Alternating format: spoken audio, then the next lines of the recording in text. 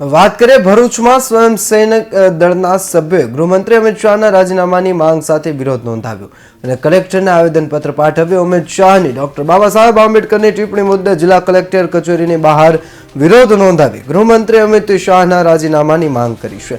સ્વયંસેવક દળના વિરોધને લઈને પોલીસે તેમને અટકાવ્યા હતા।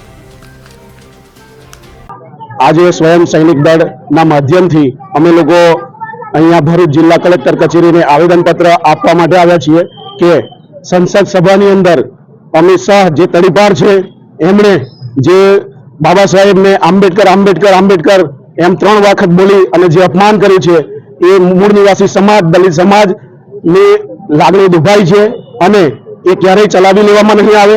કારણ કે આજે વિશ્વ વિભૂતિ ભારત રત્ન ડોક્ટર બાબા સાહેબ આંબેડકર કે જેમનું આખા વિશ્વની અંદર માન સન્માન થતું હોય અને મોટા મોટા દેશોની અંદરથી એ વ્યક્તિ જ્યારે ડિગ્રીઓ લઈને આવ્યા હોય ત્યારે આવું ચોથું ધોરણ ભણેલા વ્યક્તિઓ જ્યારે એમની ઉપર ટિપ્પણી કરે ત્યારે મૂળ નિવાસી સમાજની લાગણી દુભાઈ છે અને આના માટે અમે આપણા પ્રધાનમંત્રી અને ભાજપની આખી પાર્ટીને નિવેદન કરીએ છીએ કે એમનું જે રાજીનામું લઈ લેવાનું તથા એમને રાજ્યસભાના પદ ઉપરથી વિમુખ કરવાના।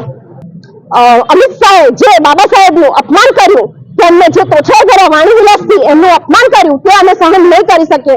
આજે બાબા સાહેબ એ ભારતનું રત્ન છે, સિમ્બલ ઓફ નોલેજ છે, દેશનું જેમણે સંવિધાન બનાવ્યું છે। આજે તમે અમે બધા જ જે જીવી શકીએ છીએ કે સંવિધાનથી જીવી શકીએ છીએ। બાબા સાહેબે દેશનું બંધારણ લખીને આપણને અને પશુ પંખીઓને, સ્ત્રીઓને બધાને સરસ અધિકાર આપ્યા છે। આજે તમે જે અધિકાર ઉપર બેઠા છો, અમિત શાહને કહેવા માંગુ છું કે આજે તમે જે અધિકાર ઉપર બેઠા છો, જે બોલો છો એ બાબા સાહેબે જ અધિકાર આપ્યો છે।